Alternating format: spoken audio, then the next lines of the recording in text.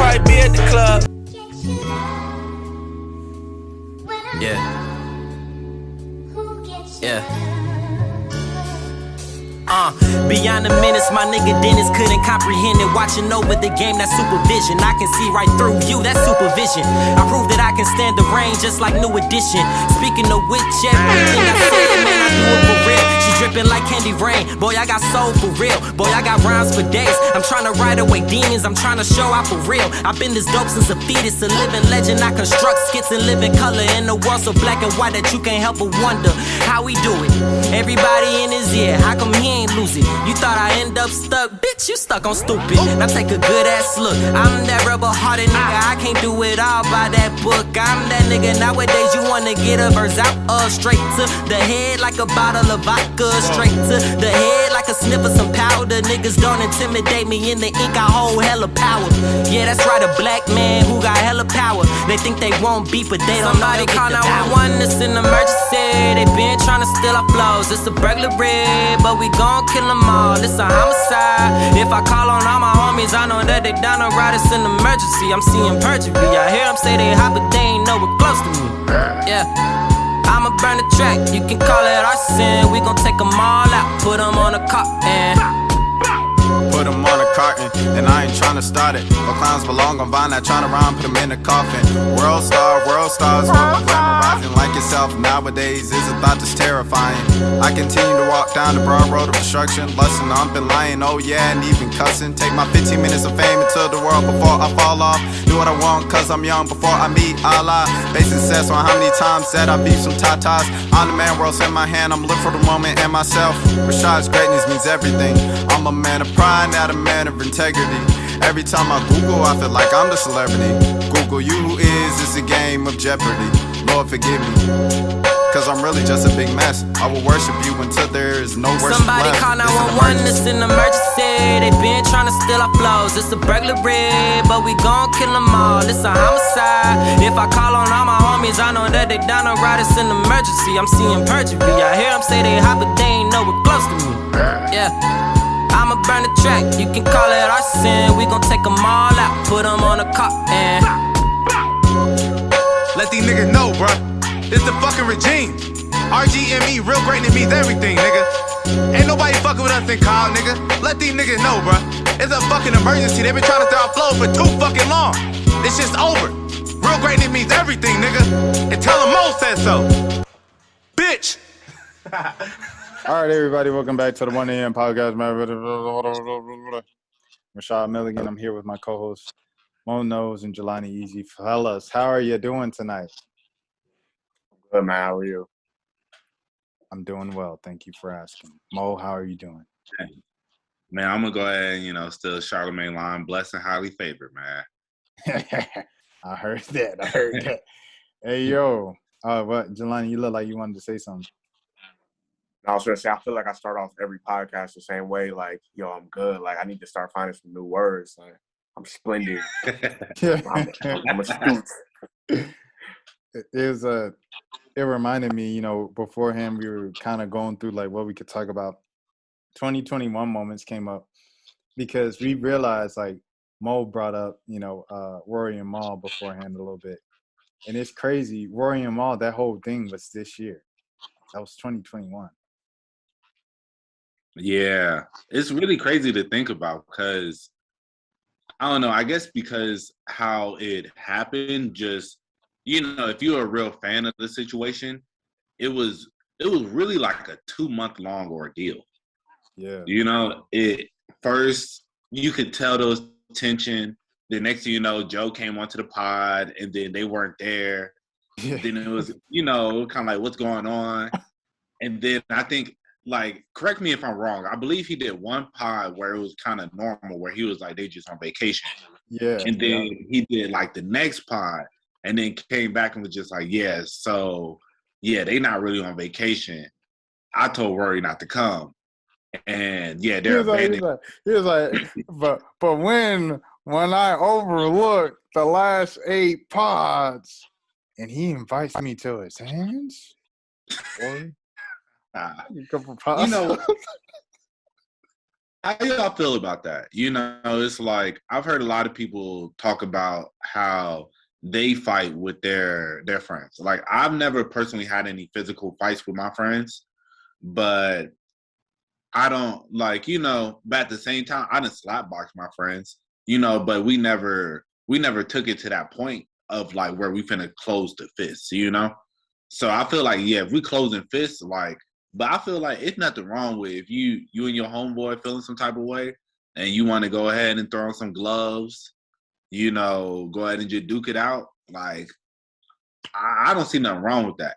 And I felt like when Joe was like, nah, so like, I don't play like that. You invite me to your hands, then that means that you really trying to do something. And I was just like, bruh, like, it's not even that deep, bro. Like,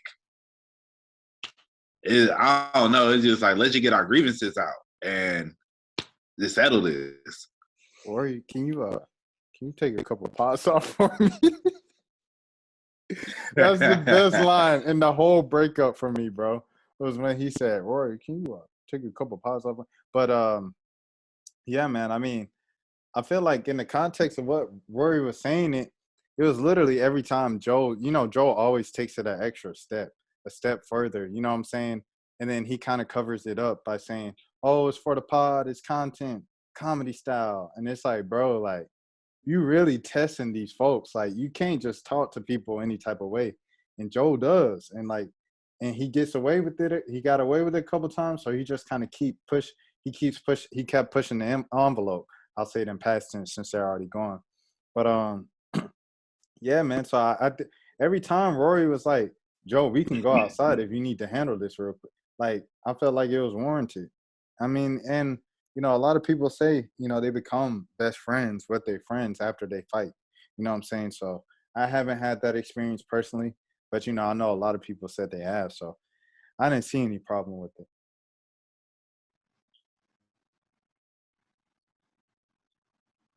I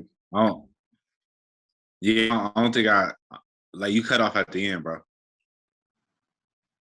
Jelani, you on mute.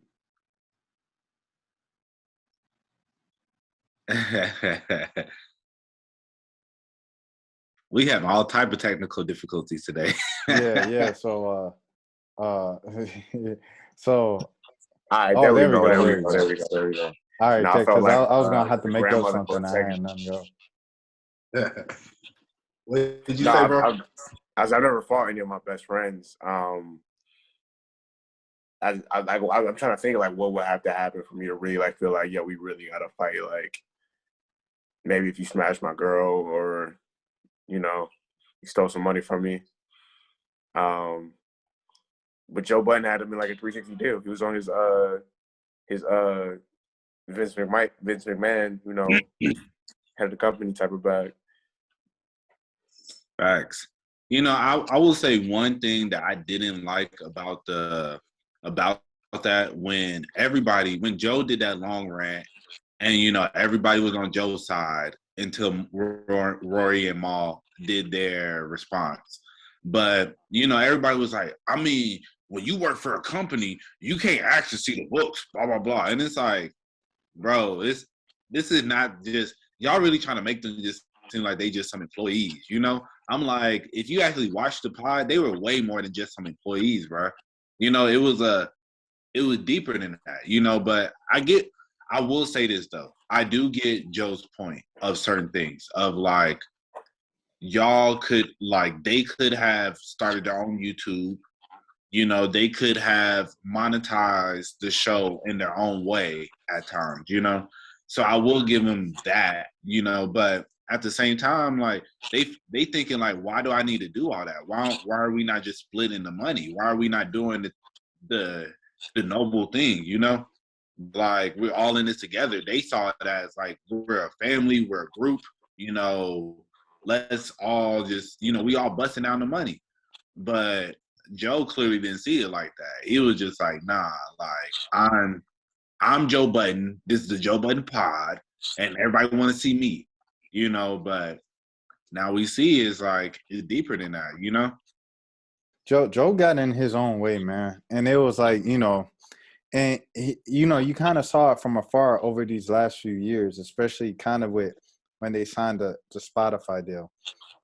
That's when he really kind of became open with just outright saying he's a genius and he's a genius in the media game and everything like that. And, you know, it's me and Pharrell and Kanye, like we're on a different level. You know, like when he started saying all of that, it was just like, okay, bro, like I feel like you always need some people to knock you back down. And like Rory and Mal, like they would tell jokes about his career and always joke on his career and stuff. But I don't think he like really realized on a basis level, like Joe, like Parks, you know, Parks was right there with him on tour. Mal was with them on tour too a couple of them times. So it's just like, y'all should know, Joe Budden by himself ain't gonna get you that far. Right. The reason why Joe got that far to be a media mogul and a genius and a blah, blah, blah was because of your friends, Rory, Mal, and Parks, and Savon, you know, and Scream Man. And, you know, whoever you brought in and out, the rotating doors over there at the JBP, it was the other people that made the pod what the pod was. So it's like the fact that he lost sight of that, and, you know what I'm saying, like, they built it with them. You know, it was something that they were all in together. But Academics, you know, he was killing Rory the whole time, and Rory and Mal. And, like, when Academics was first going at him, he didn't miss once. Academics, everything he said was true. It was like, at the end of the day, you know, Joe played them because they employees and, you know, they talking down on Academics being in his mom's basement. Academics, like, at least I own myself. And, you know, for a second, they was down bad. They was down bad for a second, but they came back up with Rory and Mal and took a little break. You know, like I said, I don't really listen to Rory and Mal like that on a consistent basis anymore. But and I think Mo was the same way, too, a couple weeks ago. But, I mean, Joe just messed it up, man.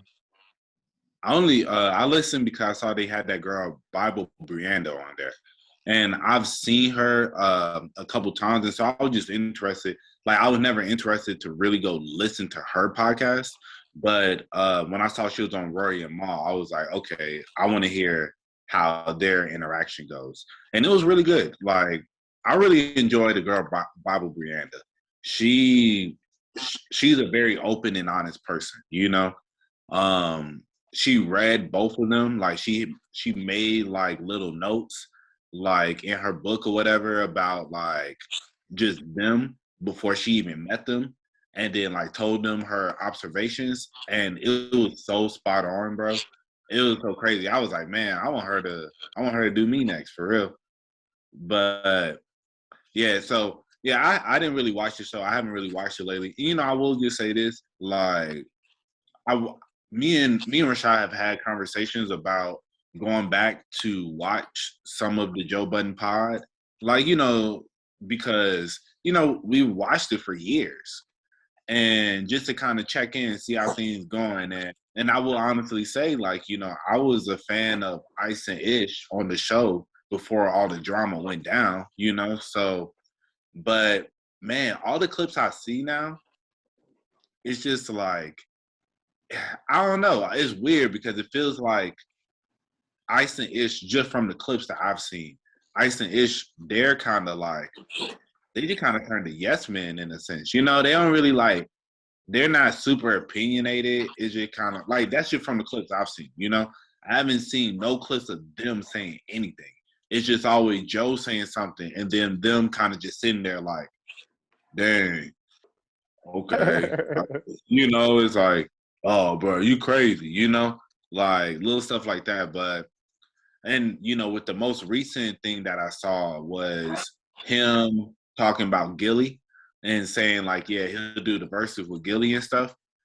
And I'll say that's the other thing I've noticed. It seems like everything I've seen about Joe Budden that went viral, it seemed clout hungry. It seemed like, you know, I feel like for so long he was trying to be like, I'm this retired rapper. I don't want to do this X, Y, and Z, blah, blah, blah. But then it's like, it seemed like now he's ready to kind of take on a different situation because it's just not going the same, you know? You know, I'm sure their numbers aren't doing the same. Like on the Patreon. He took them off YouTube for a little minute. Yeah, you know? Well, yeah, I know it's definitely a whole different situation. And it's just so crazy. Like, he was just so confident. Like, he was like, bro, I'm Joe Budden. Like y'all not finna stop this train, you know? But it's like, hey, I mean, the train ain't stopped, but it's definitely going slower than what it used to be. You know, so There are yeah, certain that's clothing it, items. I need to cut you off, bro. no, you good. What'd you think? There are certain clothing items that people wear that should let you know that they're not trustworthy. Fedoras, oversized trench coats, Right. Chelsea boots, like spiked Chelsea boots. These clothing items should let you know, like, it's just not, this is not somebody should really be trusting you with. You should be trusting with like doing your business for you. So I don't know what their background was, like if he was really withholding money from them or anything like that. But they had a dope podcast for a while, so it's just anytime, even if let's say like even if he had like, let's say after the podcast broke up, if he had like for some like even if he had like Rihanna and Beyonce as his new co-hosts, like there's still going to be some people that just would always prefer Rory and Mal because that's what they're used to. You know what I'm saying? It doesn't really matter who like the new people are. Right.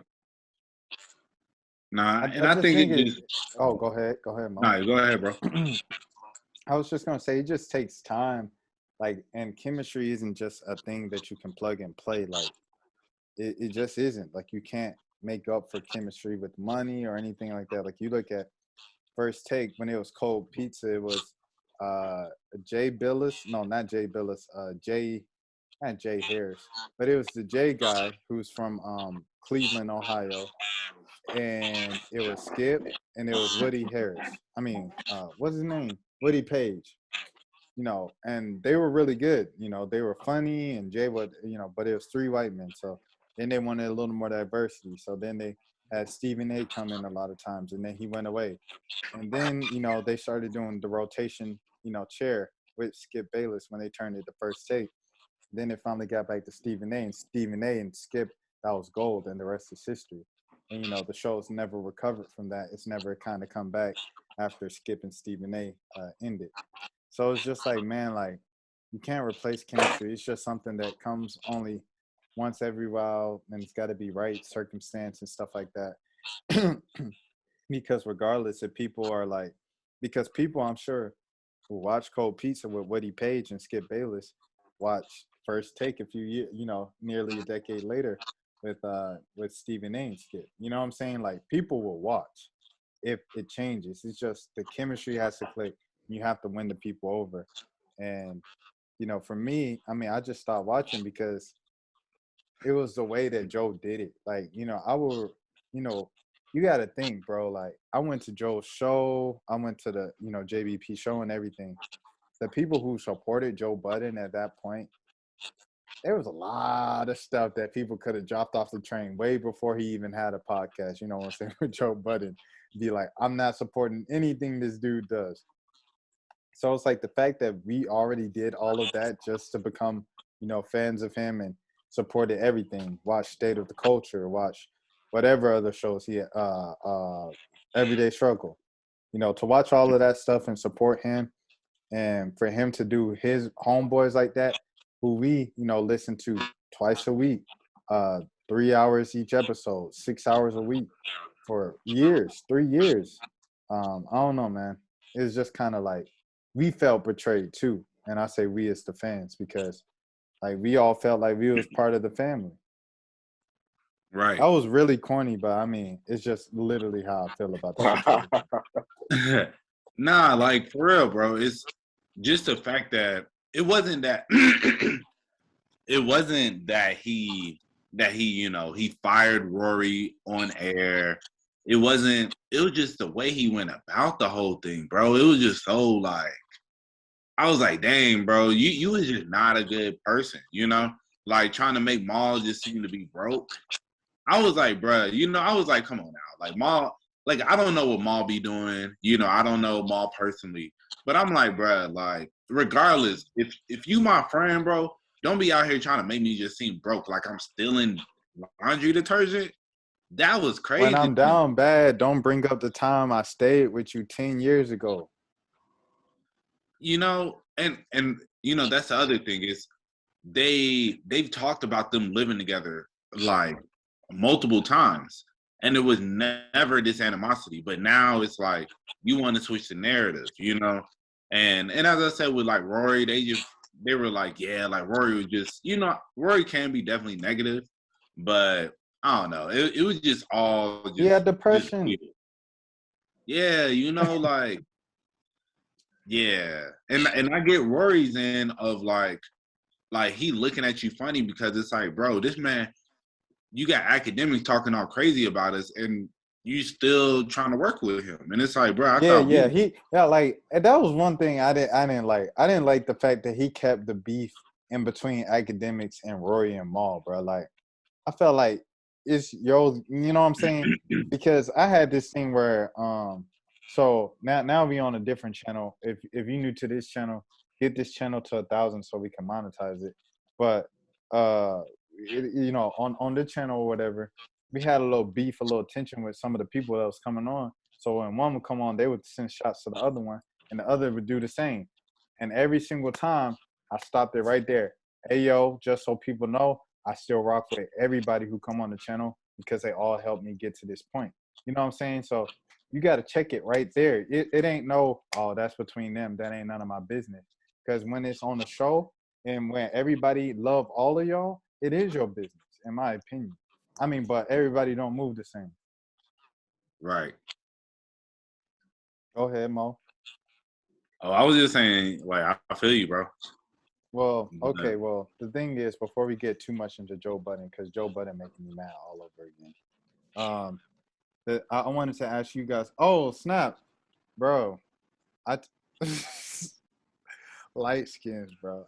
I texted this you know, person that's kind of popular or whatever. Happy birthday a week ago, bro. Tell me why I'm just now. I done seen their whole week. You know, with social media, you see everything. I seen the whole week of birthday posts and the trip and everything, and I just gotta thank you, Rashad. Don't send me 2 exclamation points a week later. Don't do that. But anyways, why they disrespect you like that? What'd you say? I said, why they disrespect you like that? Man, they think you get on TV and you just hot. You know, you get on national TV and now you forget where you. Hey, I remember when you was in them dorms eating oodles and noodles. That was 2017. I ain't forget. Like I just did the Joe Budden thing. But the thing I wanted to talk about next was, you know, we all have had recording kind of backgrounds and stuff. I wanted to know, was there ever a moment where you were recording like a project or a song or something and you knew it wasn't it, like when you were recording it? And if so, like how did you like kind of react to that? I can talk about this for sure. Yeah, you want to go first? Okay. Yeah, I can go first. It was like early last year. So for those of you that don't know, we had like when we were in high school, there were like a couple rap groups at our high school. So just kind of like we had like it was really Rashad and Mo's rap group, but like I was like the you know, like Crunchy Black would have like a 30-second verse on like a 3 6 Mafia song. I was the Crunchy Black of the group. It was called Trick Nation or whatever. So I had like 2 songs that I was on. But anyway, so I never really took rap serious like that. But like I made a couple songs over the years because everybody has a microphone now. Everybody has Pro Tools, so it's not that uncommon to record a rapper at some time. Anyway, last year the pandemic pops off, so I'm like, all right, well, like, I don't know what the future's gonna look like. If I am gonna rap, like, I might as well try it out. And I ended up finding like a beat on YouTube, went to like somebody, you know, like their home studio or whatever. And I was trying to get in like my like fake Uzi, rock star singing type of bag, like was trying to, you know what I mean, harmonize a little bit. And I feel like, you know, when I was expressing and recording it was cool. Like everything was, you know what I'm saying, it was straight. Like I felt it. And then I heard it and like I kept trying to convince myself. And at a certain point I just had to be like, yo, it's just not it. Like this don't need to really, you know what I mean? I had to just go ahead and just take it off SoundCloud. You know, I ain't posting on that fence, but you know, sometimes it's okay to give up. Like we got all these phrases like never give up. Like, no, it's okay to know something ain't for you. You know what I mean? Right. And you said you were recording back in where was you recording at? In New York? No. This was last year. when I was still like early last year when the pandemic first started off. Oh, okay. You was like, hey, I'm taking the raps off since we in the crib. Exactly. It wasn't whack. It just wasn't my singing. The bars was straight. The singing just wasn't. It wasn't up to par. Okay, you still got it. Yeah. You just went up on your price. Say it one time. You just went up on your price. I don't know if I could really get a bag for that. I don't know if somebody's really paying for those vocals. You know what I'm saying? Hey, if you said the bars are there, bro, go ahead and sell it as a reference. Sell the hook. Do the job. Hey, not to get sidetracked. My fault. Was you finna tell your story, bro? No. I was just saying I was ad-libbing with Mo. Oh no, not to get sidetracked. I definitely have thought before of like finding like the same way like Cardi B was like a cool girl on Instagram that already had like a little following or whatever. I've definitely thought about like trying to find one of those and like ghostwriting for them. Bruh, like it's crazy. Like, all right, side story to your side story. Like, I was at the studio probably about like 3 weeks ago. Like my boy Ali, he got a studio. It's called Planet PXL Studios. Y'all book y'all sessions today. But so we was in there like chilling. And so this girl came in to record. And this other dude that we know, he be making beats and he's a really good artist and a really good writer. And so he wrote like a song for her. She a stripper. Bro, she came in there. I ain't gonna cap, bro. Like, she had straight star potential.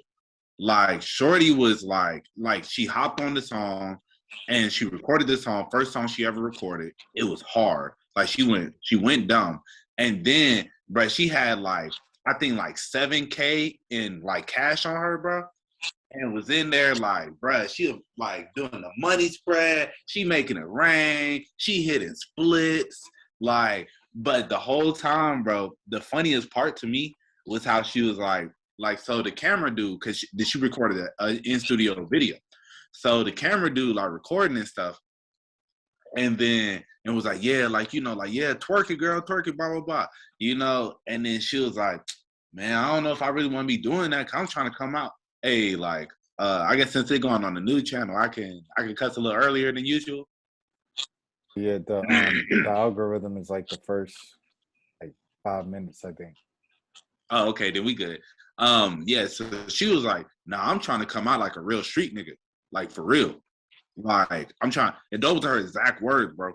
Like, she was a pretty little light-skinned girl, bro. That was like, bro, in comparison to me, about this tall, bro.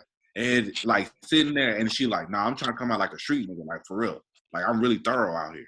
Like, I need people to know that. Like, I was just like, she trying to be gold out. Yeah, for real, bro. But it was dope to see like Buddy wrote the song for her, and I was like, bro, like, this is like, I could see this was like probably how the beginning of Cardi B was, like, cause as I said, her first ever song, and then she just like her energy was there, bro. It was just like straight star quality, just in her energy, you know. But I mean, hey, ain't like I've been around a bunch of stars, so maybe I'm just, you know, overhyping her. But it was a dope experience. Nah, Mo, you a star. I appreciate it, bro. I truly do. Yeah. Nah, but I'll say so. I will say, you know, like, I record a lot, and I definitely had this moment with songs that, like, there was this one song I did recently that when I had wrote it, I thought it was finna go. Like, I was like, bro, this is finna be so hard, bro. And it was like a Young Dolph type beat, but this was like before, actually it wasn't a Dolph, it was a Burner type beat, but I had mentioned something about Dolph in there. This was before he passed. This was months ago. And like, when I recorded it, I just realized, I was like, bro, I don't think this is the vibe that I want. You know, this ain't the vibe that I'm really looking for. And yeah, it was kind of, it'd be like, not depressing, but it'd be kind of saddening, bro. You know, a song that you worked hard on, you worked like the whole song, you getting in there to record, and then it's just like, oh yeah, this ain't it. Like, yeah, this is a cool song, but this just ain't it. But yeah, so I'll definitely say I've been through that like a few times, but but I will say for the most part, at this point in my recording process, I kind of know what I feel is going to work and what's not, just because, yeah, like I've been recording for a little minute now. So it's like with certain things, I'm kind of like, all right, this is going to flow. Like, I think this is going to sound really good. And, with learning to engineer myself, I know how I can enhance it to take it to the next level at times now, because it's just now about the raw vocals can be hard, but sometimes you gotta add a little extra to it, But yeah, what you tell us about one of your experiences, Rashad? Well, I brought that up because I don't know what it was, but I was randomly just thinking about actors, right? Like actors on the set and like filming a movie, like that takes hours and days and weeks and months. And like I'm thinking, like because I know Jamie Foxx made a joke about it one time, but I'm just thinking, do actors ever like walk on set, walk around and being like, this movie is not good at all, and just being like, this movie's trash, like, you know what I'm saying? And you gotta still stick out the next few weeks of recording the movie and everything like that. Like I was just thinking, like, what type of feeling is that to be in there and still have to show up to work every day and finish off the project? Did you want to say something to that, Mo? Oh, I was going to say that goes into Mike Myers when he did Cat in the Hat. They said he was like unbearable on set because he thought the movie was trash.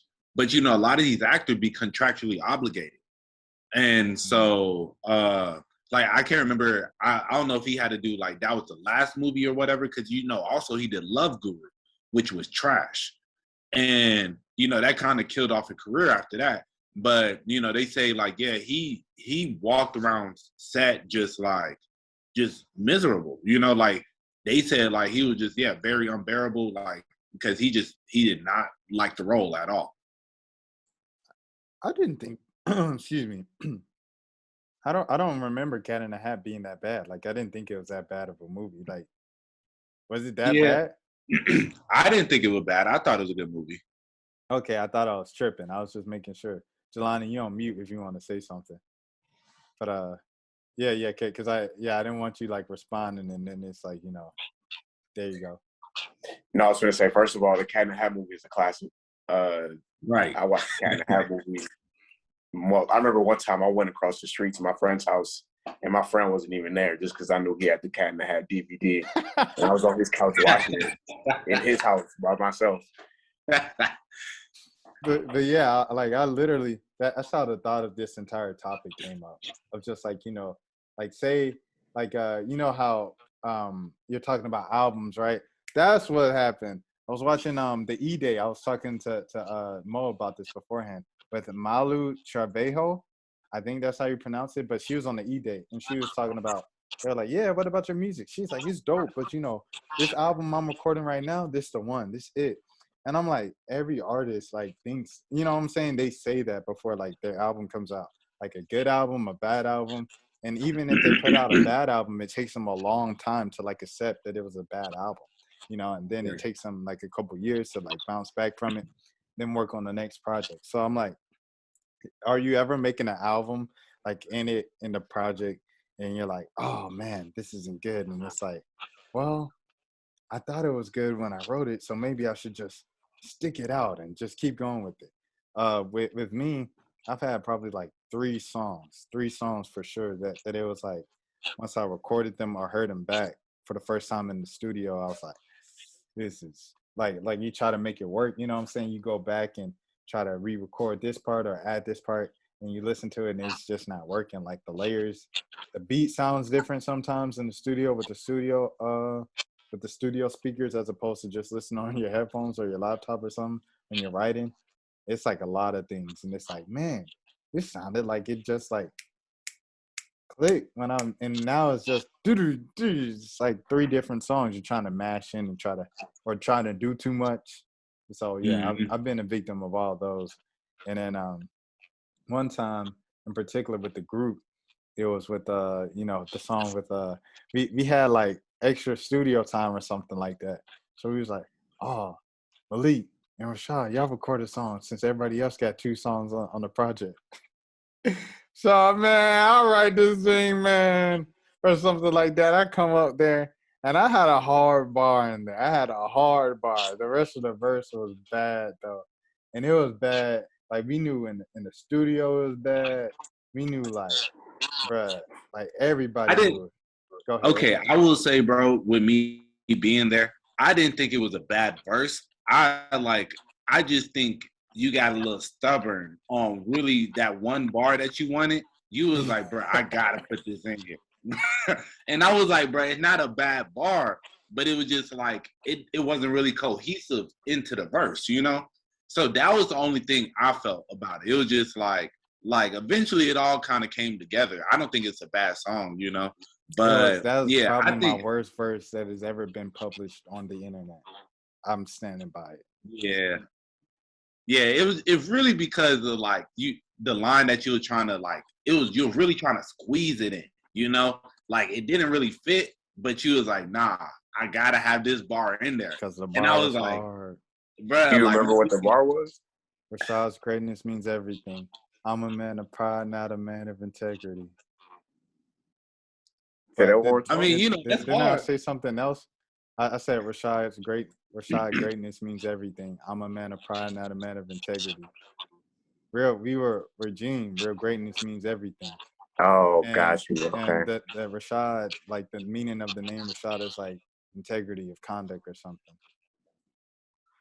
Yeah, you real layered. You know what I mean? Real. Yeah. You on your nods, like open your rap, third eye real rap, type. man.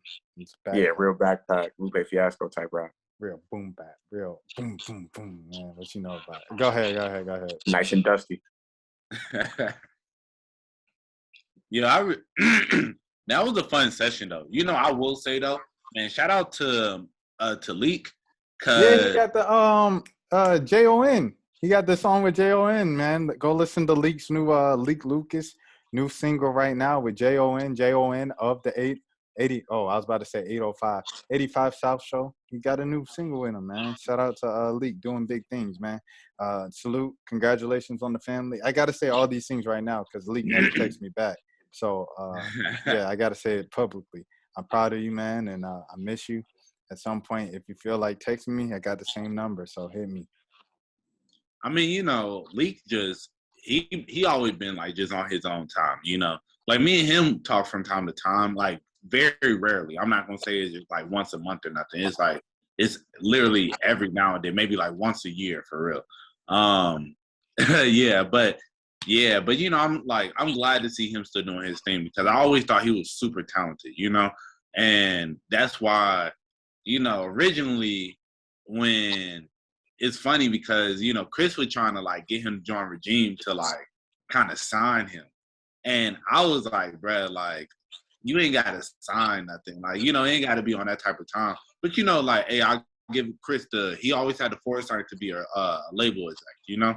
But I was telling Leak, I was like, bro, like, I remember back then, I was like, bro, like, just come rock with us, bro. You know, it'll just be dope to have you with the squad, you know, to hop on songs. And, you know, and I'll definitely say Leak has always been a person that he always motivated me and pushed me further. You know, that's something that we would have conversations about when we would rap, like get on songs together. You know, it'll be kind of like, you know, each person finna bring their best, you know?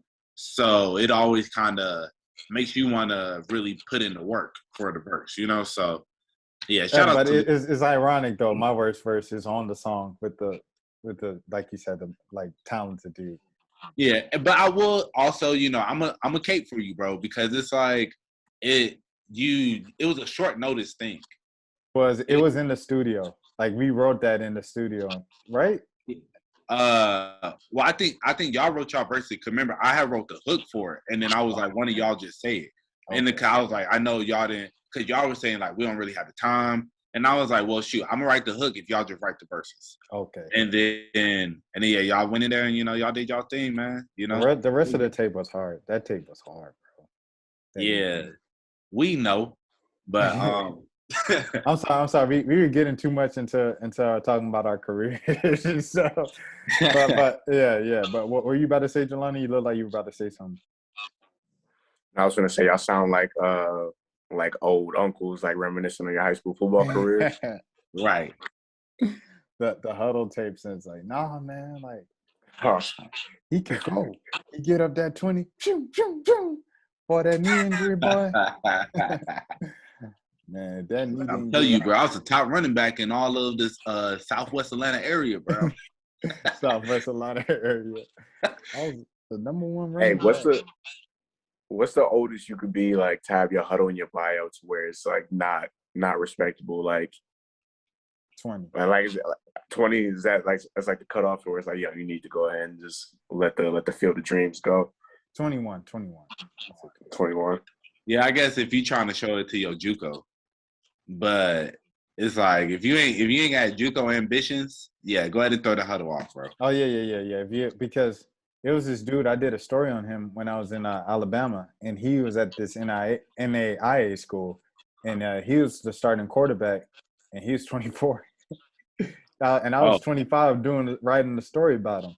So I was like, dude, you're my age, and he's like, yeah, yeah. So I mean, like, it's still possible, like you say, if you're trying to go JUCO or NAIA, but if you're trying to go D1, like major D1, Power 5 to get to the NFL, 21 might be that age that you kind of need to, if you're not playing in some type of league for money, it might be time to give it up. Yeah, and it's like, let's be real, Brad. And the scouts ain't finna go look at your huddle, bro. If you ain't got the hype for them to come check you out, bro, they not really finna go look at no huddle. They can look at anybody's huddle, you know? And so, yeah, man, I say about 2021. But so, Rashad, was that your surprise topic? Yeah, that was my topic. All right, so I'm gonna go ahead and get into mine. So, hey, man, I think we need more appreciation for the twerk team, bro. And and the reason I say that is, bruh, and Rashad, if you could pull this up for me, can we go to the Whistle While You Twerk video by Yin Yang Twins? Bruh, early, like 2000 twerking, bro, was not twerk. I don't know what the heck they were doing, bro. But, you know, and it made me think. I was like, man, when did what we see as twerking now, when did that really originate?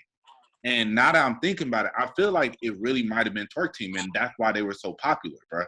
You know, I think they really, like, kind of changed the game. Because this is called Whistle While You Twerk. I don't know. In my eyes, I ain't seen one girl twerk yet. They just lit. Yeah. Yeah, they in that Harlem shaking. Like, shorty hit a little heel toe in a bikini. Like, that's a nasty dance move in a bikini. So are you saying like the twerk team, they're like the Rosa Parks and like Sojourner Truth of twerking? I think so, bro. I honestly think so, bro. Like, I think Miss Twerksome needs a little bit more credit on her name, man. R.I.P. to the fallen soldier of Twerk Team. I don't know if y'all know, like, from the original videos, one of the girls passed away. Yeah, man. Who was it? Shoot, I don't know them girls' names. Come on, man. Don't say R.I.P. We gonna pay respects and don't know the person's name. Hold on. But I remember one of my favorite moments was Donald.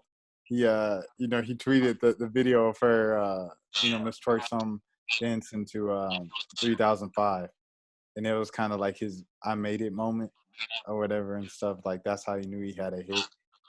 And I just always remember that was like 2013ish. But yeah. It was there anything that you had to add, Jelani? Oh, go ahead. Real quick. So the girl name was Betty Butt, and she was killed in 2014. Yeah, it seems she was shot during a botched robbery. How old was she?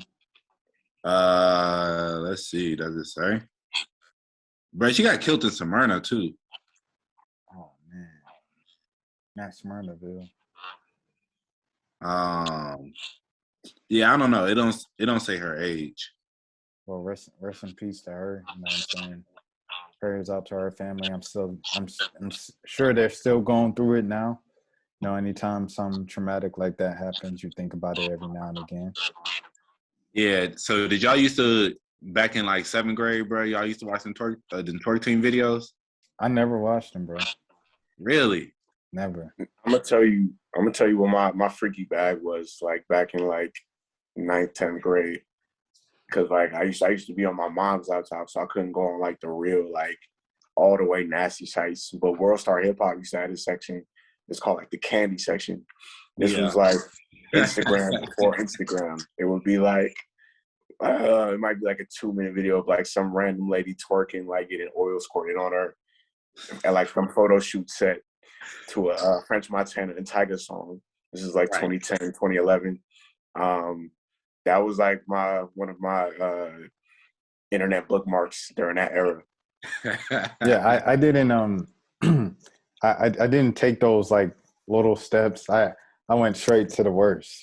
So so I wasn't watching any of that because no, it's weird because like in my mind I was like above that, but you know it made no sense. But yeah, that's the type of time I was on.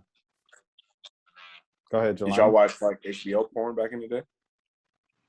Man, I ain't gonna cap, bro. Yeah, them real sex. Real sex, Cat House. I did when so on the man, bro, they used to have on Comcast, shout out Comcast, on the man, they used to have the free weekends or whatever, where you could get HBO or Showtime, whatever, free for a weekend. That boy was going crazy. Them free weekends. Yeah, his mama came in the house like, so Rashad, we got HBO this weekend. Oh, really? Really now? Hey, what time you going to bed tonight? Like, you had to keep your finger on the last button. Oh man, crazy times, man. Crazy times. Nah, yeah. What's it called? I don't know if you ever seen what was it, Taxi Cab Confessions or whatever. Like they used to have like these people on here, bro. It'd be Dave Chappelle did like a little skit about it where but it was so accurate because it would be up there like the dude just sitting there, they both like the couple laughing like ha ha ha, yeah, man. The guy would be like, man, the crazy thing I done, man, one time I had sex in like a Wendy's bathroom. She'll be like, one time I got cummed on by 5 dudes at one time. Oh, yeah, I remember that. Yo, Dave Chappelle is a legend for that. Like he a legend regardless, but that was like, yo. How do you feel about when he went to his old high school and he got booed and called problematic and stuff? There's moments like that where I'm just like, bro, that man took comedy to another level. I didn't hear about it. Okay, well, here's the thing about that, though, because I did read about that article or whatever. First of all, he made them, they all had to, like, lock up their phones or whatever. So he treated it like it was like a stand-up show where they weren't allowed to videotape them or whatever. So, like, first of all, you're going to your old high school to try to explain to these, I don't know what your motive was, actually, but, like, there were people in the audience that were disagreeing with like some of the things he said in the special. Now there was one lady that complained about him using the N-word too much, which I was like, okay, like I'm not like it's Dave Chappelle. That's like turning on like a Snoop Dogg album complaining about him using the N-word like it's Chappelle.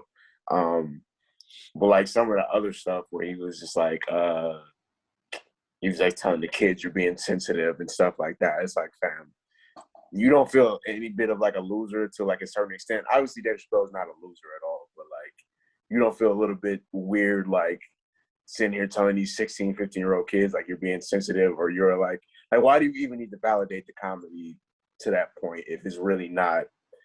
I don't know. I just don't see what your greater point is. No, I agree with you, especially the fact I think it was like a surprise visit, wasn't it? Like it wasn't announced or anything, was it? I'm not sure. Well, I'm thinking if he locked up the phones, it might have been announced or whatever. But yeah, man, like he was wilding for sure, but also it's like, man, Dave Chappelle did some great things throughout the years, man. And like the 2021 Dave Chappelle, like I understand the slander because like they said, the last few stand-up specials been canceled. But anyways, not to get too far sidetrack and stuff. Yeah, man, like the HBO, man, they put me on with remember when Jimmy G got his new nickname because he was on that date. Yeah, Porn star Jimmy. Yeah, he HBO put me on with her. Kiara Mia. Yep, it was HBO. What was her name? The Free Weekends. Kiara Mia. Oh, I know her name. Yeah. Who? Kiara Mia. Oh, I ain't never Kiara heard. Mia. Oh, Say it again. I said I ain't never heard of her, bro. Jelani knew You it. never studied her work? I mean, I probably seen it. I ain't gonna cap you, but like, yeah, I've never seen the name. The only girl I remember from HBO was Jenna Jameson. Did she have like a show? Like it was like real life, like then the name of the show was like her name or something like that. No, I think you're thinking of Jenny McCarthy. Oh, Jenny McCarthy? Oh, I don't even know who that is. Jenny McCarthy did porn? Jameson was. No, I feel like you're getting Jenny McCarthy and Jenna Jameson confused. Is Jenny McCarthy related to Jesse McCarthy? I don't think so. No. Nah, Jenny McCarthy is the lady who don't believe in vaccines, right? She used to be married to Jim Carrey. Okay. Dang, Jim Carrey used to be married. Oh, dog. I'm so out of the loop. See, no, like no, this I we should stop. went This is to getting one bad. moment. This is getting bad. Yeah. No, what was I gonna say? Jenna Jameson was like the most when like the internet first popped off. She was like the most famous porn star. Yeah, like, I remember that years. because she was on like Oprah. Like she was like the go-to for documentaries or interviews and stuff. You know, they kind of always went there. Because I think she was like the richest too, right? Like at the time. She probably is. Yeah, this is like when the internet first popped off. When it took like 12 hours to download a picture. Right. And you couldn't get a phone. but it's that's such a serious thing, man, for these kids now because it's like it's dangerous, bro. It's just dangerous, man. It's not safe at all. Go ahead, Mom. Hey, okay, so I was talking to one of my homeboys last weekend, and he was telling me that his nephew, who's like 11, 12, got caught watching anime porn. Like, how do y'all, okay, so I don't know, for me personally, and this is what I told him. I was like, yo, like, I would have to have a talk with him just because it's like, not only, it's like, it's one thing if you're just watching porn, that's like, that's a normal process of becoming, going through puberty and stuff. But the anime porn, the cartoon porn, bro, like, that means I don't know, that's the time you finna grow up to be a weirdo, bro. Like, That's you shaming. Like, and it's like, and I hate, I don't know, maybe this is just, it's a biased feel. That's why I want to ask y'all how y'all feel about it. But I feel like, because I've never been interested in or seen anime or cartoon porn. Like, it never caught my eye. But, and it's like, and what I was telling him, it's like, I would be more concerned of like now we could be sitting there watching like Family Guy, and are you finna be looking at Lois? Yeah, chill out. It's like, bro, this is what you already beaten off to. So it's like now, like you sitting here looking at Lois, like there'd be scenes where she be in like bra and panties and stuff. Like I don't want to look over it now. You got a Woody. I'm like, bro, what's going on? But my kind of argument to that is like with the normal stuff. If you're watching, what is it? The show with Penny. Y'all know what show I'm talking about? Big Bang Theory. Big Bang Theory? Yeah, Big Bang Theory. And then Penny comes out to say something to Sheldon. Like, would you be worried about him then? Like would you be like, bro, you good? Like, you ain't trying But I feel like that's a natural process, though. I don't know. It That feels is like still Mo. That's wild, bro. I mean, I'm saying Like if y'all they just watching say- Big Bang Theory and he back there, and you know what I'm saying, that's wild. That's wild, regardless whether it's a cartoon or Big Bang. You know what I'm saying? That's wild. but it's a human though. It's a human, bro. Like I don't know. That's why I'm like, bruh, you sit here attracted to like inanimate objects. Well, not inanimate because they're still, I guess they're human, but in cartoon form. But I The don't know. the way I look that's at just it is weird, like bro. this, bro. The way I look at it is like this. It's all fake, right? It's all like staged and the theatrics and stuff like that. So it's like me personally, like you said, like that ain't my thing, that ain't my steez or whatever. But if we gonna get mad, I can't be like I'm getting mad just because it's animated, because animated is fake and it's not real. Because the real is fake and it's not. You know what I'm saying? So it's like we're kind Yeah. of teaching them like this is the real, and it's not real. So like you get unrealistic expectations. I feel like either way. So you Well, should to it. have to talk with them regardless or whatever. Go ahead. Well, not like. So what I'm saying is, it's not that I'm saying like, oh man, like I'll get. It's like I wouldn't even be mad at them, you know, because I say it's all part of it's a natural process, you know, like all this we've all been through this stuff. So, but it's just like for me now, I'm concerned of like what type of man are you finna become? That because I know any dude that I know that probably watching anime porn, I ain't finna hang out with them because they probably weird. You know, just to be real, like. Yo, I love how And that's just passionate how you are about this. Jelani like a been. real- I can Hey, tell hey, you nah, what nah. it's all about. Jelani been too quiet, bro. I need to know Jelani stops. I need to, cause Jelani, you've been too quiet, bro. We need to. You have a confession time at the end of 2021. I do have a confession time. It's not something that happened with me, but it's not even so much about the type of porn that this person was watching. It's about the circumstances. So anyway, I had that same next door neighbor that I told you whose house I went into one time. This is my boy. Shout out to him. Still got love for you. But I might have been like 11 or something, and I was at his house. This my bad. This cat in the house, boy. By the way, for those of y'all listening and need a little context, Yes. this cat in the hat. My cat in the hat, homie. Yeah. Anyway, so I was at his house, went back home, but I forgot something over there, so I went back to his house. And his garage was open. That's where he was at. So I just walked in just to get what I was getting or whatever, but nobody was in there. And he had like a computer and like a little like section of the garage was like his kind of like his room or whatever down there. And I look on the seat and it's a balloon. This is like a balloon on his computer seat or whatever. So I'm like, okay, like I for some reason I just grabbed the balloon and I picked the balloon up and I pour it upside down and cum falls out of the balloon like a. I already knew, man. Yeah, Oh man. Like just casually, like just none of it got on me. Thank God. Like it was, you know what I mean? But like it was like, oh, I didn't sign up for this today. I didn't know that I was going to be pouring cum out of balloons when I woke up this morning. But here we are. So I don't know what type of porn you're masturbating to, but you know. So hopefully that's not your little homie. He doesn't, you know. Man, that's weird. Like, I mean, I guess you don't want to. You got to. You got to get rid of it. You know, you don't want it everywhere. So it's like, go ahead and just into the balloon, I guess. Probably hearing the slang and everything. You know, it's like, oh, this is Herbert is practicing. Yo, I will say I had a family member, bro, that me and another family member saw on his computer that he was watching transvestite porn. And yeah, that was yeah. Yo, why Jelani do that? Yeah, bro.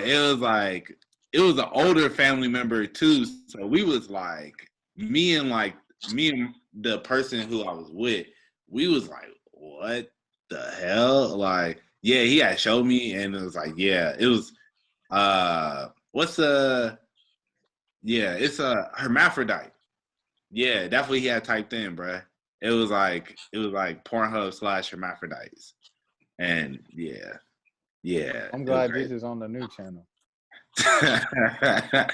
Yeah, but yeah, off of that topic. But shout out to Twerk Team, bro, for changing the game. You can't just throw that out there. Like, all right, so about the weather. In the era of verses, we want to make sure all the legends get their flowers. All right. Speaking of verses, 3 6 Mafia, Bone Thugs and Harmony in LA. What did you guys think of the fight? What did you guys think of the verses? Man, I didn't watch the whole thing. But from what I saw, they shouldn't have been up there together. Like, it's just the vibes were just too different, bro. Like, you got Gucci over here making it rain. Like, after he played Bands to Make Her Dance, he didn't stop making it rain. And like, I don't know. And then they like, oh, y'all want to talk about smoking? Well, here's this song. We out here on the smoke. Like, it's just like some real chill, bro, And then, 3 6 come back, the whole group over there jumping, but then it was weird because the crowd wasn't really rocking with them, So I think that was also the weird thing. It would have been different if, like, the crowd was trying to really rock with them. They seemed like they were more Bone Thug fans for real, So, and then what happened was, I will say, Busy Bone, bro, like, I get him for feeling some type of way, but that was lame for throwing the mic at a female. Like, because he threw that gangster boot. Yeah, like, that's who got hit. It wasn't like he didn't hit. I don't know if he was trying to hit Juicy and didn't just hit gangster boot. But, yeah, regardless, he hit her, And I'm like, yeah. But also you could tell that Bone Thugs, they was not trying to have none of that smoke. It's like when 3 6 of them went over there, they pushed them back. And then they were all kind of looking, and you saw Juicy threw like a little swing, but it wasn't even like a full swing. And then they were all kind of like, like, like chill, bro. But yeah, that was just crazy. But I just feel like they shouldn't have been up there together because their vibes just did not match at all. Like, it would have been cool to maybe see like 3 6 Mafia versus UGK, or like 8 Ball and MJG, Like, just you wanted to match, but this just didn't feel. It just felt like they just kind of threw this together. The only good moment was not enough hits. You talk about those other, not enough hits. They're not like Bone Thugs. Go ahead. I mean, because I guess in my opinion, I knew more 3 6 songs than Bone Thugs songs. Yeah, I agree with you on that. I knew all the 3 6 songs. I'm not even, I wasn't even listening to hip hop back when I was a kid or whatever. But, but still, when you're talking about on the grand scheme of things, Bone Thugs has like 4 classic hip hop records, and then a feature with Big, a feature with Mariah, a feature with Tupac, a feature with Eazy-E. You know what I'm saying? Like, it's kind of crazy. I mean, that's cool. I mean, I guess it's like, it's really a cultural thing because it's, I guess they have songs that have done really big numbers. But as I said, with like 3 6, they have super iconic songs for the South, like Chicken Head. I'm Ryan Spinners. Yeah, like Who Run It? I ain't gonna lie, I literally forgot about that song until that verses. Oh, for real. Hey, Crunchy Black's dance moves in that video were so crazy. Bruh, he was going dumb.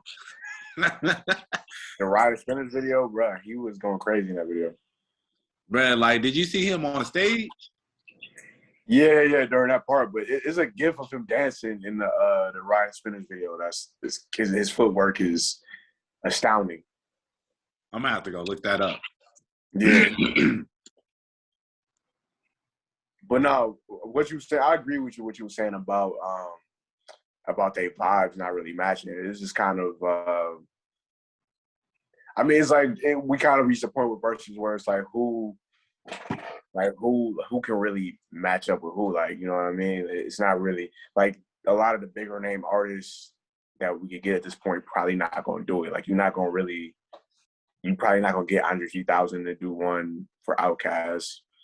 You're not getting like Beyonce or Mariah Well, Carey. I was about to say, did you see the L.A. Reid thing of Mariah Carey and Beyonce? I'm taking. That's tough. It really would. It would depend on like what songs do you pick. That's all. That's what it always comes down to because they both got like hella hits or whatever. I can't say like one is better than the other, but it's Mariah. I don't know. That's a tough one right there. Bone Thugs didn't do first of the month, and That's like crazy. you know what I'm saying. Like when you think of like 4 of their 5 songs, and like Dizzy Bone went on Fat Joe's live afterwards, and he was like, "Yeah, we didn't do first of the month because it's just so many records. So we was thinking once we got done at 3-6, let's do Wu-Tang. Let's do." I was like, "Okay, bro." Like, Stop. No disrespect, but like stop. Like oh, y'all don't got that many hits. They really, if we being real, like Bone Thugs had like 6 or 7 major hits, and like a lot of album cuts that like their core fans know. But 3-6 had like a lot of like real hits. I didn't like that Juicy did Dark Horse. I didn't like that at all. No, I didn't know he did that. He did Dark Horse, bro. But didn't he make the He beat? shouldn't have did that. He's on the song. Well, I mean, yeah, I know he's on the song, but did he make the beat too? Oh, the beat too. Oh, probably.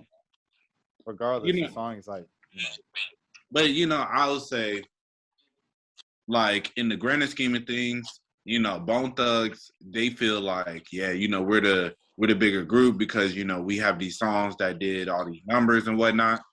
But I just think cultural impact, 3 6 Mafia is more impactful. Cause I'm like, bro, they're the most like one of the most sampled groups of all time. I mean, you also have to think of our age, bro. Like, I was because that's what I was thinking. I was like, I don't know any of these Bone Thugs like album cuts. I knew every single one of 3 6, but it was like I was I was alive then. You know what I'm saying?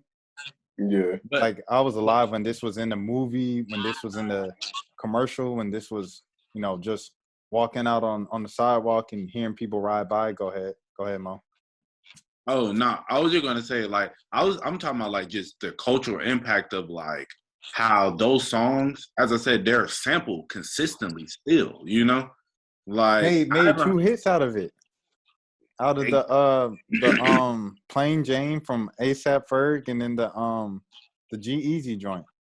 Yeah. So like you had 2 songs with the same sample going dumb at the same time, bro. But it's like, when was the last time you heard a Bone Thug song like featured? A Bone Thug song sampled. I mean, it may be partially due to them maybe not wanting people to sample their stuff because they seem like they're more protective over their art, But I just think, I'm like, bro, 3 6 is just, that's why I like watching this. I was like, man, like, I just feel like, yeah, 3 6 is more impactful. And I get why they matched them up together, but once it really came down to it, the music just didn't mesh. Funny though, because oh my bad, Jelani. You know what? Bone Thugs last big hit was. What? Do you remember the song they did with Akon? It's like 07. Nah, what was tried so hard. Wait, on that? But until then, I'm right here. That was like their last real. That was their last real hoorah or whatever. We was in middle school. Bruh, That's how you know we getting older. We was in middle school when a Bone Thugs hit was out. Bruh, I ain't gonna cap, bruh. Like, I forgot they were even on that song, bruh. That was an Akon song. That was their song. I forgot about Chamillionaire song. When they brought out Chamillionaire, I'm like, how's Chamillionaire? And then Crazy Bone. Crazy Bone had a little run on the features. I'm like, Crazy Bone saved them on a couple of them in that verses. Because that second half, Bone Thugs went, head to head right with 3 6. That first 10, 3 6 blew them out the water. I ain't know none of that stuff that 3 6 was doing. That second half, they went blow for blow. Mm-hmm. Yeah, no, they don't have the big Like it's just too many like hits that like because I don't like Slob on My Knob wasn't getting played on the radio, but everybody knows Slob on My Knob. You know what I mean? Right. It's plain Jane. It's G-Eazy. Mess with me and get some money.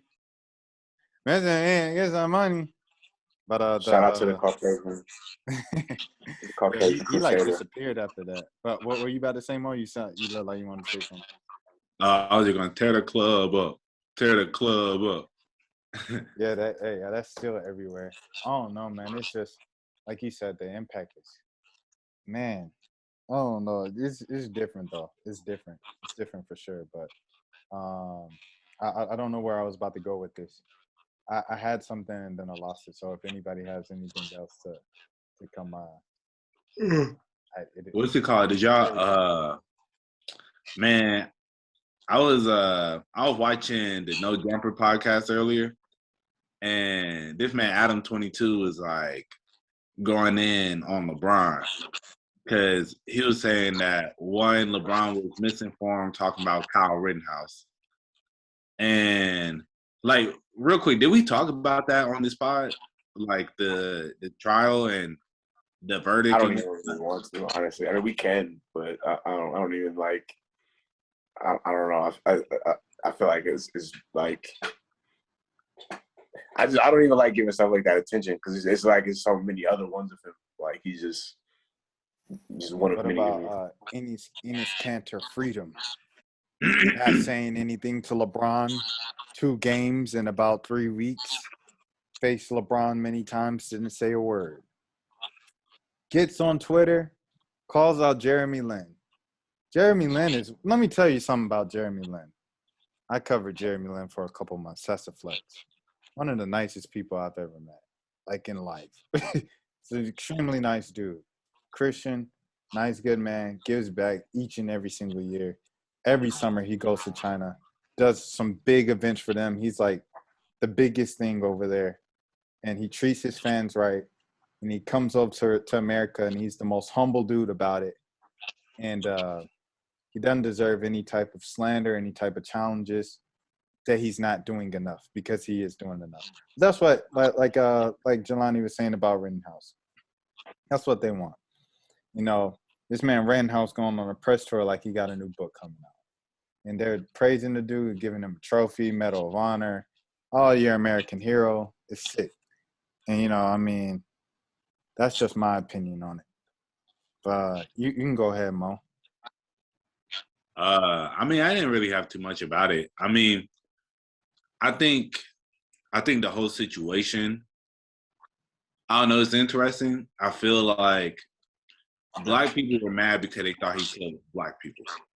But then they found out he didn't kill black people. So then they were like, well, we don't want to feel like we were mad for no reason. So then the conversation turned, well, I know he didn't kill black people, but if that was a black boy in that situation, then he would be X, Y, and Z, you know? And, you know, I don't know. I'm just like, one thing I've learned, comparison is the killer of joy, you know? Like, and I feel like that's one of the issues that, but I mean, it's a true statement, but I feel like just as black people, sometimes we're just, you know, it kind of goes into our conversation from last week, but it's just like, it was just so interesting seeing how this went, because as I said, like, most people thought he killed black people. And then they realized he didn't kill any black people. And it was like, well, I mean, they only let him off because he was white. But then it's just like, man, like, I don't know. It's like, not even to try and cape for money. Well, he was killing people at a Black Lives Matter rally. Yeah, but you know, the thing is, they were at a Black Lives Matter rally. But you know, it's just like, I don't know, it's like, cause when I was at work, I had turned on the news trial. Like, so I was watching that and the Ahmaud Arbery trial, like, in real time. And so I was keeping up with it because, you know, I work pretty much every day, and like, you know, and I was sitting there watching it and like and I'm watching the trial. And then at first I was like, man, they better not let this man off. But then I see they were like, but then the first dude he killed attacked him. Like, you know, they say that he went and reached for the gun. It's all on video, you know? And then it's like the second dude tried to throw like a skateboard or something at him. Or like he tried to do something, like throw something at him. And then that's when he got shot. And then the third dude, Yeah, it was a So- skateboard. So skateboard warrants death. No, but I'm just saying it's like That's the argument the defense made. Like I was watching the trial too, and it was just like the defense did a great job because the defense, what you do, you bring out the facts, prosecutors bring out their facts, the jury decides based off of the facts they were presented. Prosecution, that's a layup. This is a layup. Yeah. You fumbled the bag. I mean, but is it really though? If one of the people had a gun on them and then they fired the gun during this transaction and then one person tried to take the gun away from him, like, is this really a layup? Like, I was like, the only thing that I will say this. So this is the one thing that I feel was messed up, was I felt when just the fact that they took away that minor carrying an assault weapon, an underage minor carrying an assault weapon, when they took that charge away, that was the thing I was like, okay, they're trying to let him walk. Because it's like they know the rest of these will, like, they're not going to stand up. And that's the thing. I was like, of all the things that he was accused of, all the 6 counts, like, that was the one count that he would have been convicted of. But they threw that out. And so that was messed up. I think that's the thing that I'm like, that's where I was like, this is foul, you know? And that charge was only like 2 to 3 years. Yeah, you know, like, I thought that was crazy, you know, but it's just like, but if I was like, yo, like, based off the law, you know, I'm like, and you based off the facts, I'm like, yeah, like, the self-defense, like it was like, Mo, like, I'm watching the, like you said, I'm watching the trial too. And the defense, they're playing the video, and in the video, and their argument was, well, we only have a blurry, skeptical cell phone video. But it was like, he's running down the street, and while they say they're chasing him, they're like, yo, he shot at some folks. He shot someone. He shot someone. They're chasing him down, trying to be safe or whatever. One of the dudes catch him lacking. Well, didn't catch him lacking. Caught him tripping. That's when he threw the skateboard at him. That's when Buddy on the ground. Bah, bah, bah, bah, you know what I'm saying? And they're saying, like, different things. But, like, the defense is ignoring everything, like, the surrounding people are saying, you know? And it's just, like, it's just kind of, like, a lot of holes in it that I felt like the prosecution could have just, like I said, layup. But they just missed. Go ahead, Jelani. Yeah, I don't want to get into, like, the legal arguments of it because, like, we know how the system works, you know what I'm saying? Like, it's just, if that, I don't know, if that, like, so it was like some black man at, like, a KKK rally, he would have, if some black teenager traveled across state lines to a KKK rally and regardless of the circumstances ended up killing two marchers or whatever, they would end up in jail for at least, at minimum, like you said, they would have got, like, the bare minimum charge. But I'm trying to remember the point that I was trying to make. Yeah, I completely forgot the point that I was trying to make outside of that. If anything, it's So- like Mo said at the beginning, it's like the big flaw with this for black people were black people didn't have their facts right? Yeah. On, like, the case. So it's like a lot of black people were just mad just to be mad because, you know, of the example.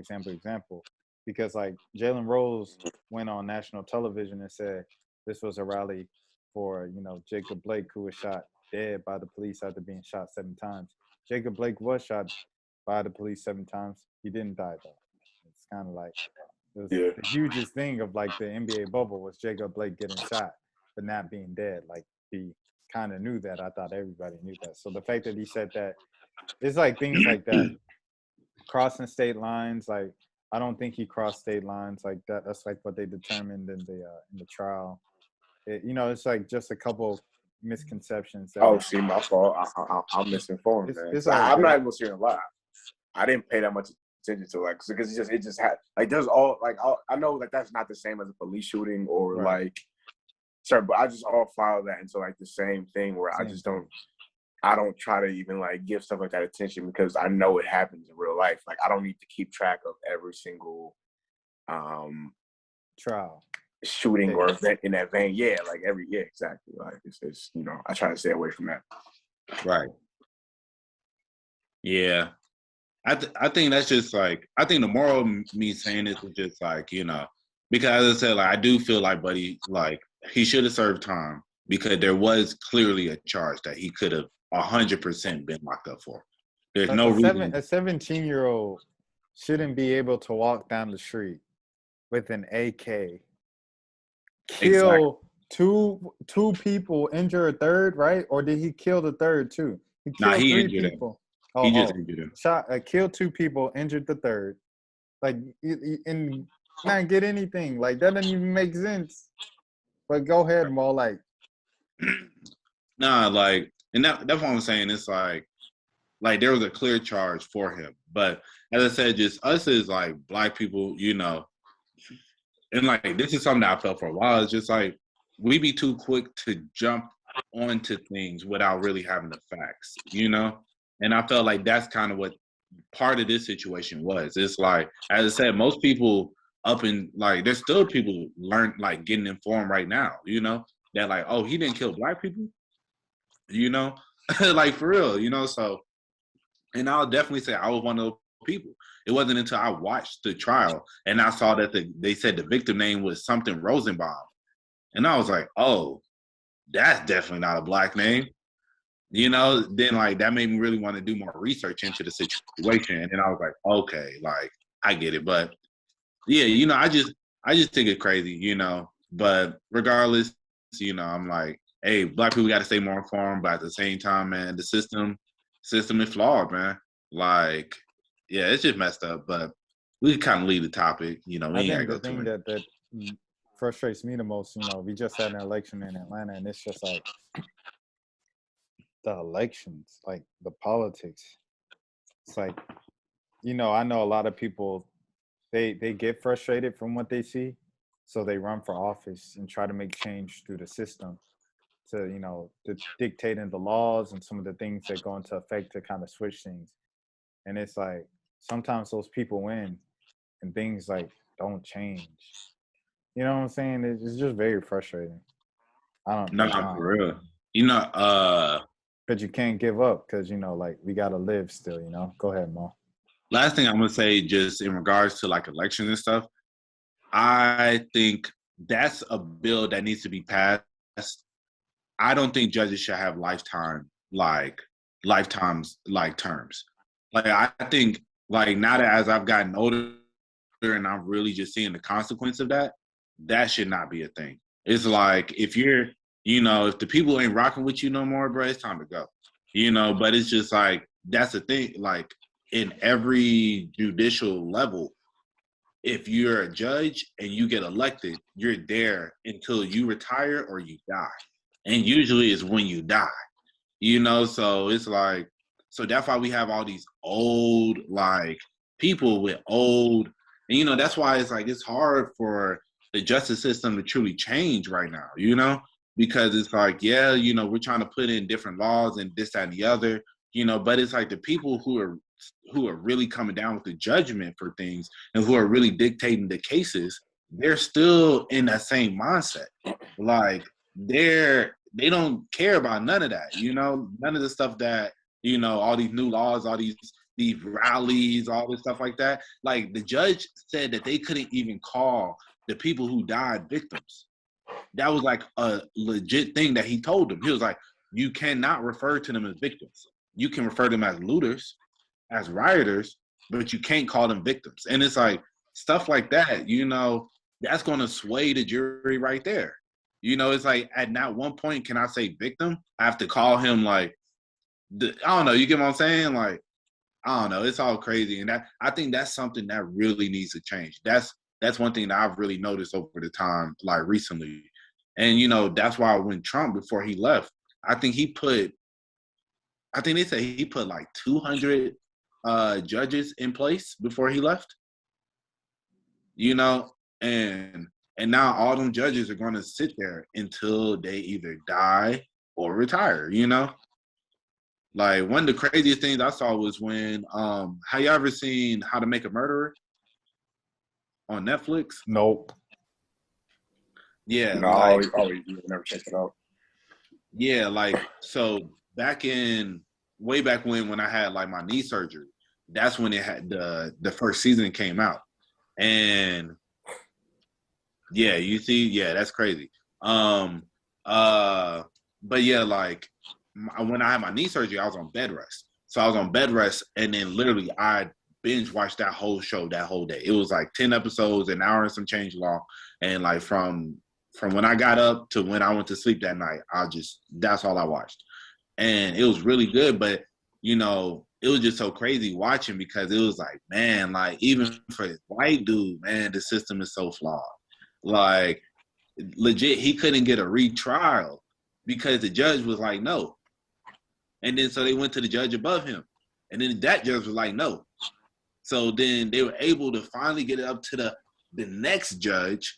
But, you know, it'd be a struggle because it's like if the judge doesn't want to, like, they going to continuously say no and just say, it's like, no, I don't want to give him a retrial just because I said so. No, I don't care. You know, and that's just like, that's not democracy, you know? That's not the land of the free, you know? That it's just all messed up, bro. And you know, it's just like you gotta hope that you get the right judge so that you can get the right action done on your case.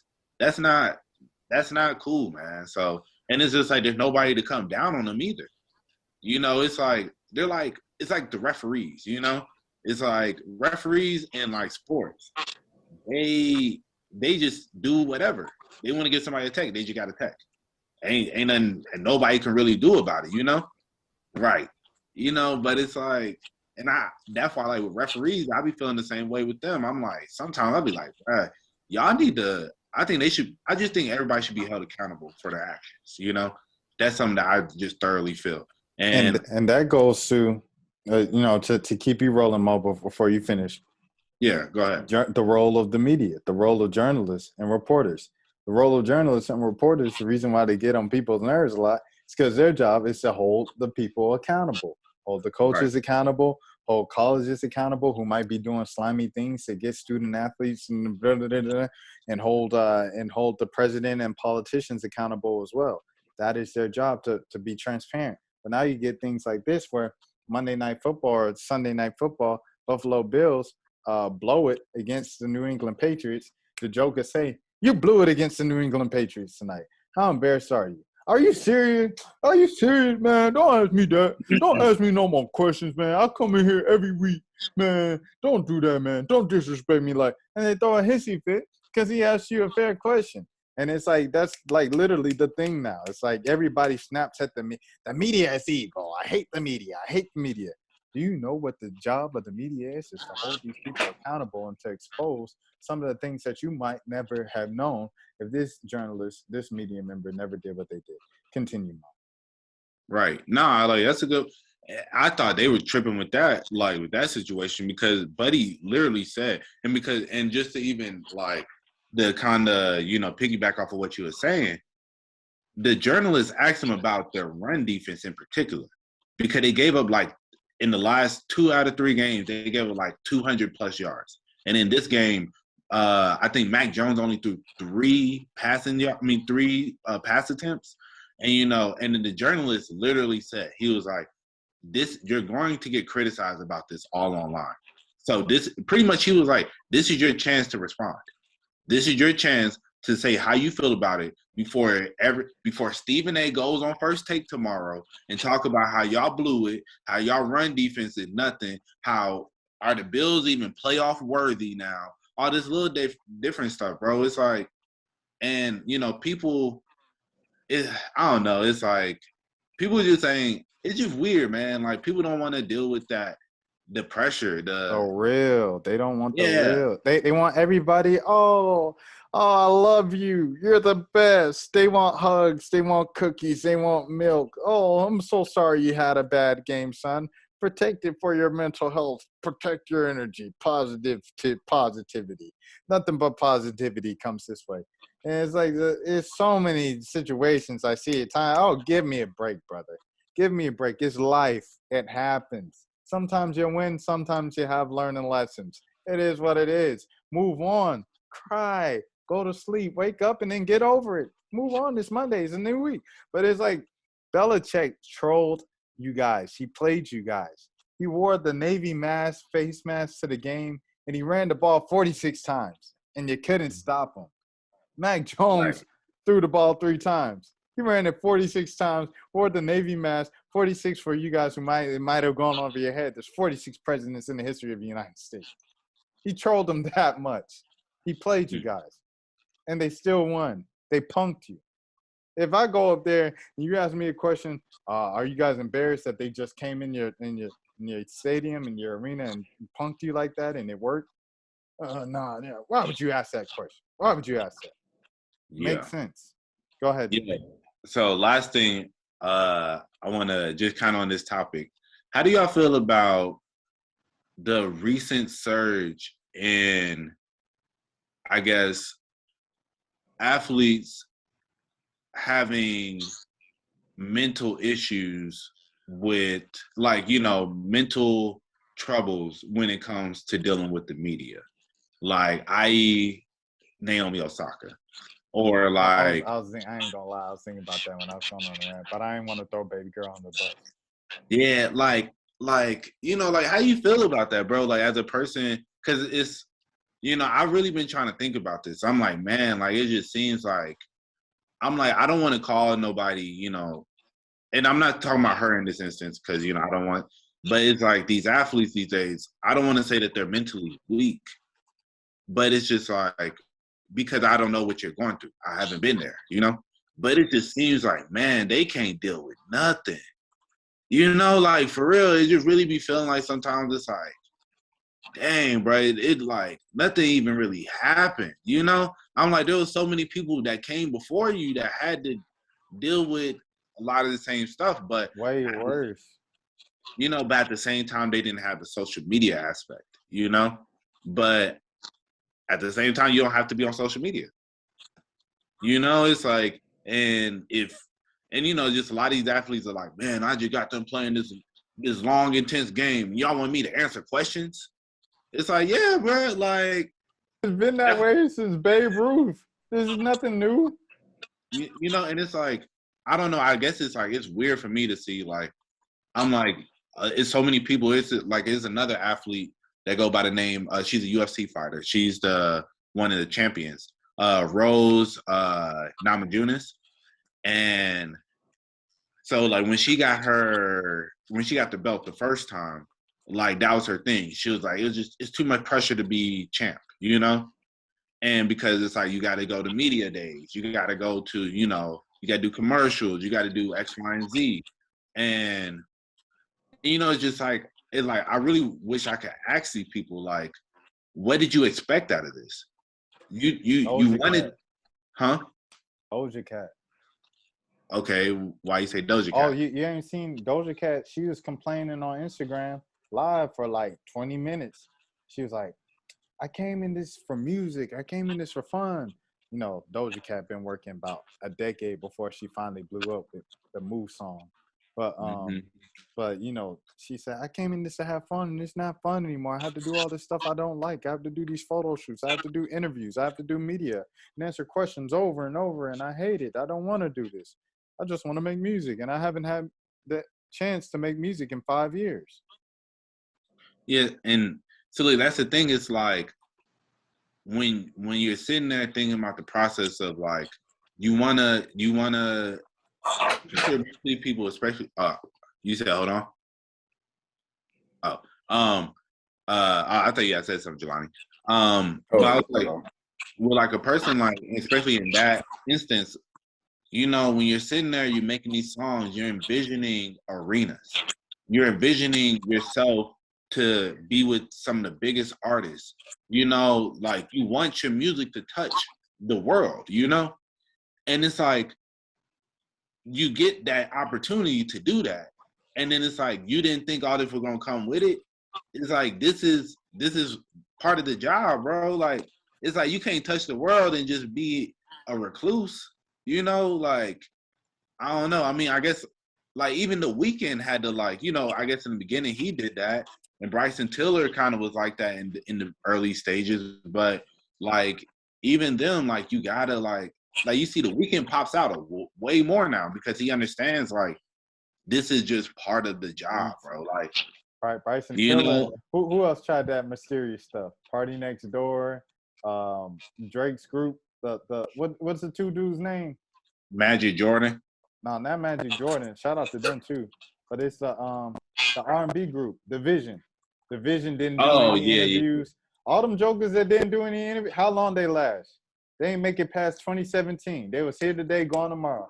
No, hey, try it if you want. Think you bigger wintertime. Wintertime don't have one interview online because you try to do the whole thing, the mysterious thing. Wintertime was here today, gone tomorrow.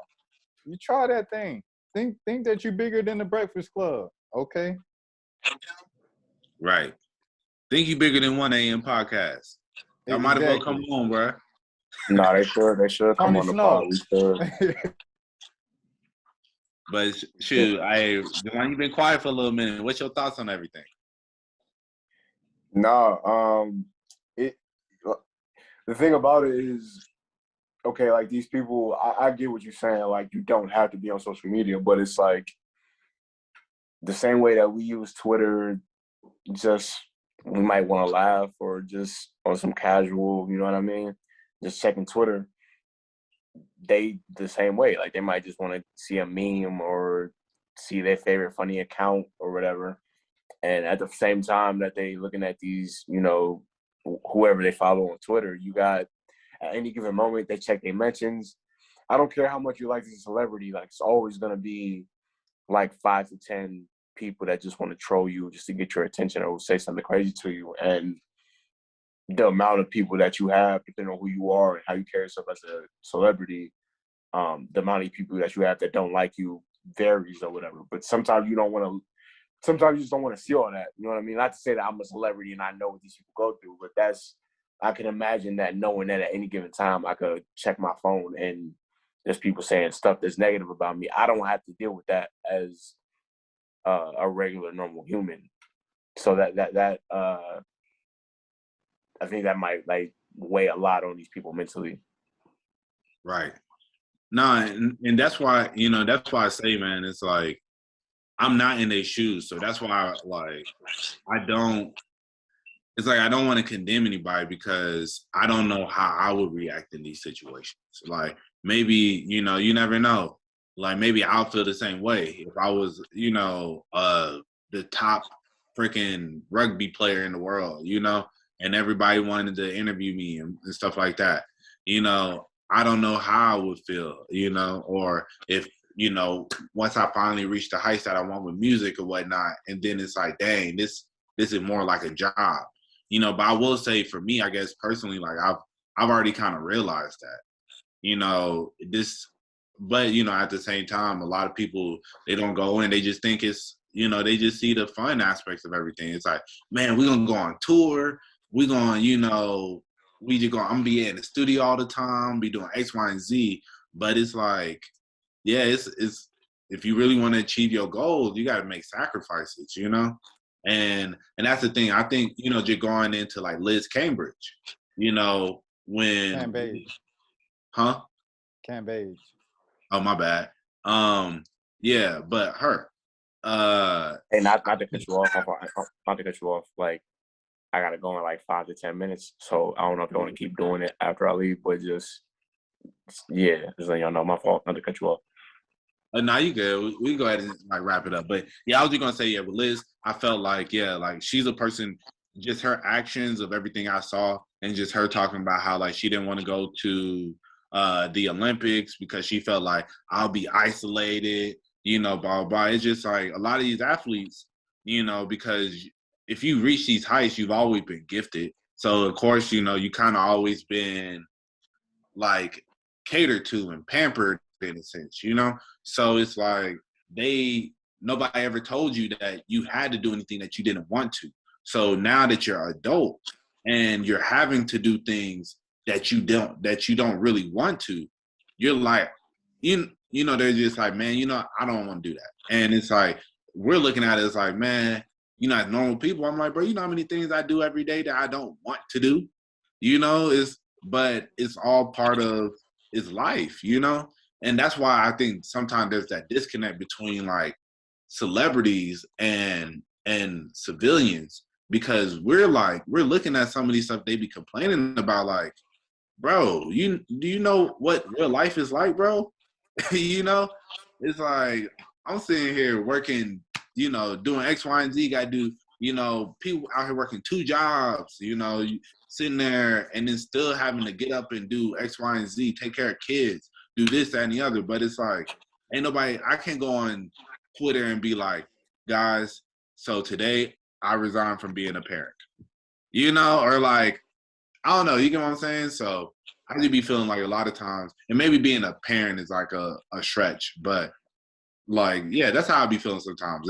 It's like, man, like, I understand y'all don't be wanting to do stuff, but it's just like we all got to do stuff we don't want to do. But at the same time, it is at a grander stage, and it's in front of the world.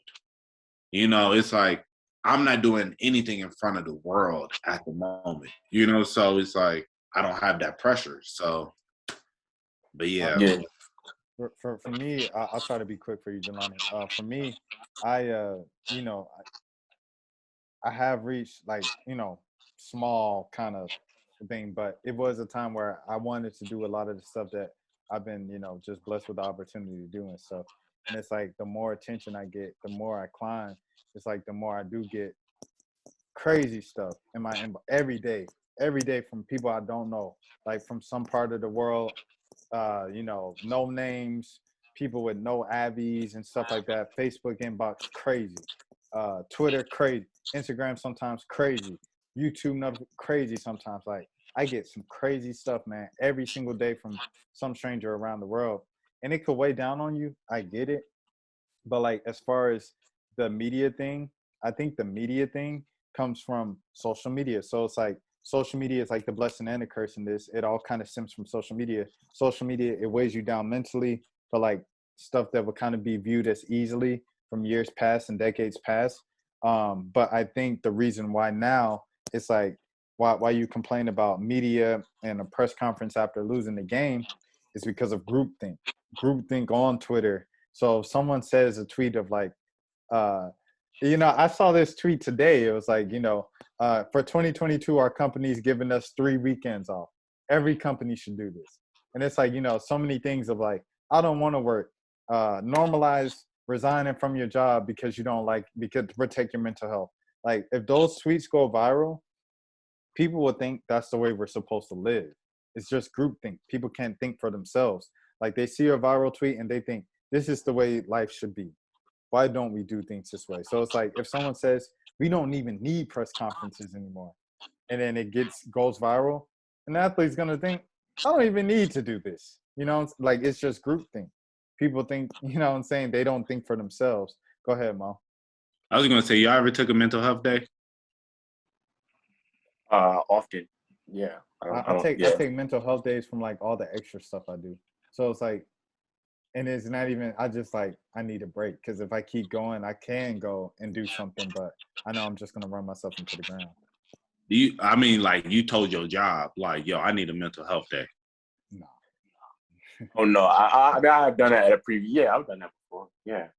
Nah, it's not like something I would do consistently, but I mean, I've definitely, I've had this job for like a little minute now, but like previous jobs, I definitely didn't care like about really getting fired like that. And also just like when I was like more in my late teens, like early 20s. So it's not like, like I know I'm not gonna be here forever. So I'm not really like, okay, if y'all fire me, I'll end up finding another job. Right. I'll say I never think about that. Like honestly, I'll be feeling like I do need mental health days at times, but I just call in sick. And I just be like, you know, okay. you do the same thing. You just find a different title for it. Yeah, like that's what I'm like, have you ever called your job and like, yo, so I need a mental health day, so I ain't coming in today. I know I'm supposed to be there at 9, but I'll catch y'all tomorrow. Oh no, I have done that like twice before. No, I have. Yeah. I could do that. I called off the day after the Super Bowl. Oh, like when the Falcons, yeah, I was like, no, I'm not going to work today. Like, no, that's too traumatic. Like, no. Bro, I don't even remember what I did that next day. I don't think I had to work that next day. Cause yeah, I probably would have called in too, bro. That was one of the ones that's like, bro, man. Oh, real quick. So, y'all think Alabama and Georgia gonna meet back in the finals in the championship? You know they set it up like that. Hey, we gonna see. I mean, I ain't gonna cap. Michigan's a Oh good yeah, team. we discrediting Michigan right now. We disrespecting. Oh yeah, boys. Michigan does play Georgia. No, it might be Alabama, Michigan, honestly. Well, what if Cincinnati finished the season undefeated and people were like, "See, UCF was the champions in 2018, 2019." Bro, That'd be football dope. is- That'd be dope. College football, like my fault. Oh, go ahead, bro. No, it's like no matter what system they use for college football, it's just too many teams to determine like a real. I mean, obviously, you got most years like Bama or somebody like that is the real champion, but it'll never be 100% accurate with the rankings just because there's no like real comprehensive system you could do with that many teams that makes sense. Right, and then everybody in different conferences, different level of play and whatnot. But you know, crazy. Like I saw somebody talking about this, how this is like Cincinnati. This is for every. This is going to determine like for a group of 5 teams for like the future. You know, like if the they don't. UCFs, the Houstons, when they have those big years and they just miss it, go ahead. Yeah, it's now if they don't show up for this game and then like Alabama just comes out there and just rolls straight through them as if they're Notre Dame or something. You know, I'm so glad Notre Dame is not in there, bro. I'm just tired of that. Like, I'm like, bro, how many times do I got to see this team get blown out? But but yeah, like, you know, but for real, like if they get blown out, if Cincinnati get blown out, they're never putting a group of 5 team in there again. They're like, bro, like y'all just not ready for this, you know? So yeah, everything is gonna be a year where they just put in 4 SEC teams. I could, man, nah, just because. Well, no, because you got to think Oklahoma and Texas coming to the SEC too. That's true. Nah, but I think like at least one Big Ten team will always make it, unless they just all just sitting there beating on each other. No, I heard that for real. But Yeah. we have to wrap. Yeah, I mean, close it unless, out. okay. I was about to say unless you wanted to keep rocking, Mo. But Yeah, I don't want to. Feel free to, you know what I'm saying. I know me and Mo had our segment alone last week. Lord Jesus, help us all. But how you feeling, Mo? We go ahead and wrap, bro. I'm getting tired. I ain't gonna cap. We got what about like almost 2 hours, ain't it? Yeah, we went for a minute. But all right, everybody. Another episode in the books of the 1 a.m. podcast. Everybody go around and say your at. Find me at Twitter @_Jelani, 2 underscores at the end. Find me on all social platforms at @RBMo___. Find me on all streaming platforms at Monos. ShawMillen.com. You can follow me on Twitter at Renee Montgomery. Happy belated.